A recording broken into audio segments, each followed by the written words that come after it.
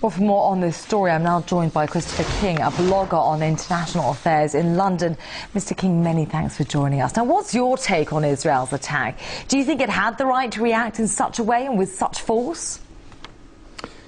Well, I'm a member of Liberty, which is the British human rights organisation. We think it's absolutely terrible. I'm not speaking for Liberty, just for myself, but I am speaking, I think, for everybody who's been following this. These deaths, this violence is absolutely incredible, quite incredible, against an entirely peaceful flotilla. And I think we have to bear in mind what they're doing too. They're trying to break an embargo against people who are actually being starved. The food is actually being rationed into Gaza, food itself. The Israelis have done calculations about how much is needed to sustain people on bare sustenance rations. They say they're not using those calculations, but they do exist. There are good people in Israel too, and these people have obtained this information from the Israeli government through the courts. But despite worldwide condemnation, Israel has released a statement saying that the blockade will remain in place. Do you think that Israel, though, might soon bow to increasing international pressure? To tell you the truth, I'm not surprised, because the Israelis have become so used to violence, I think, that they don't know any other response. They've got away with it so far. They give their excuses. The United States backs them up.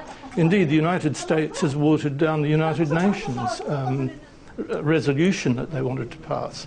So while the United States supports them, they'll continue doing what they're doing right now. But Israel's attack has plunged relations with its key Muslim ally, Turkey, to a real low, and it's upset some of its other key allies. So how much does Israel care, do you think, about its image?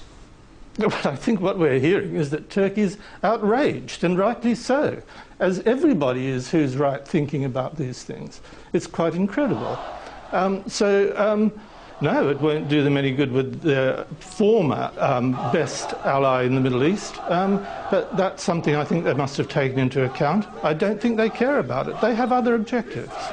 Well, but looking to the wider region now, what effect do you think that this Israeli raid will have on securing peace and progressing the peace process in the Middle East?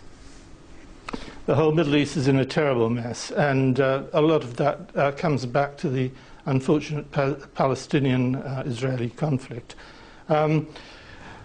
No, certainly this raid won't have any effect on, certainly no positive effect. It will make things worse, if anything. What can one say? It's impossible for violence like this to make things better. The only possibility is if the international community puts really severe pressure on Israel, and if they can take the United States along, because Israel is supported by the United States. OK, for now, Mr. King, many thanks for your thoughts. That was Christopher King, a blogger on international affairs from London. Many thanks. You.